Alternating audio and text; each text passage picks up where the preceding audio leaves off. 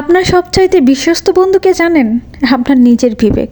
আপনি হয়তো কখনোই বুঝতেও পারবেন না এটা যে আপনি নিজের বিবেককে আপনি প্রশ্ন করে দেখবেন আপনি ভালো করছেন অথবা মন্দ করছেন, যে কাজই করেন না কেন আপনি নিজের বিবেককে কোয়েশ্চেন করবেন কোনো এক সময়।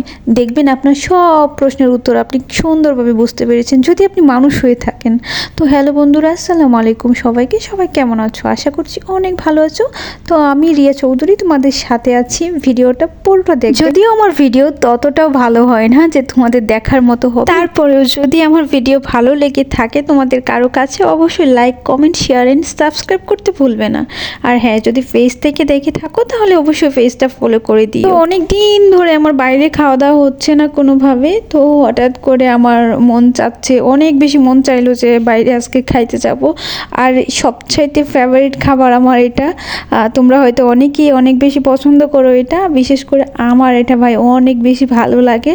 তো তোমাদেরকে আমি বলে বোঝাতে পারবো না। চিকেন ললিপপটা জাস্ট ওয়াও! তোমরা যারা এখনও পর্যন্ত ট্রাই করো না এটা অবশ্যই ট্রাই করবে। এটা কিন্তু চিকেন ফ্রাই না, এটা ললিপপ। এটাকে ঝাল ঝাল মশলা দিয়ে একদম ভাইজা নিয়ে আসছে। তো এত বেশি মজা, এটা কি বলবো। আর আমার তো অনেক বেশি ভালো লাগে, যার জন্য আমি এই প্ল্যাটারটাই অর্ডার করলাম। এখানে আমাকে আরও 2 পিস ললিপপ দিছে। আর এটা তো ভাই আমি স্যাটিসফাই হয়ে গেছি। ওইগুলা খাই আমার পেট পুড়ে গেছে, তার উপর পাইলাম আরও এক্সট্রা 2 পিস। এইগুলো বসে বসে খাইলাম, এত বেশি মজা ছিল, এত বেশি মজা। আর এই রেস্টুরেন্টের খাবারগুলো বিশেষ করে আমার অনেক ভালো লাগে। তো রেস্টুরেন্টের নামটা আমি নাই উল্লেখ করলাম তোমাদের কাছে।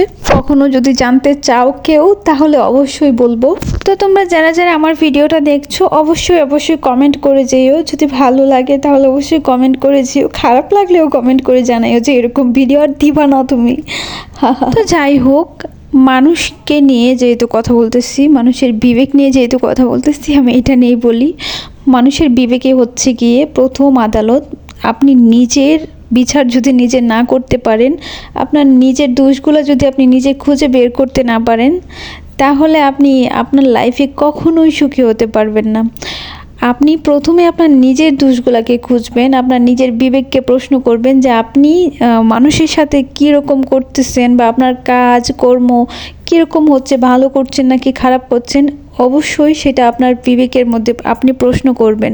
আপনার বিবেকের মধ্যে থেকে আপনি যদি খারাপ কাজ করেন অবশ্যই সেটা আপনি বুঝতে পারবেন। আসলে আমি জানি আমার ভিডিও লাস্ট পর্যন্ত কেউ দেখে না, তাই আমি লাস্টে আমার মনে যা চায় আমি উল্টাপাল্টা বলে ফেলি, ঠিক আছে? তো তোমাদের কাছে যদি আমার ভিডিওটা ভালো লেগে থাকে অবশ্যই like, comment, share and subscribe করতে ভুলবে না। আর খাওয়া দাওয়া শেষ করে চলে যাচ্ছি বাড়িতে। তো ভালো লাগলে অবশ্যই লাইক করে দিও। টাটা, বাই বাই, আল্লাহ হাফেজ।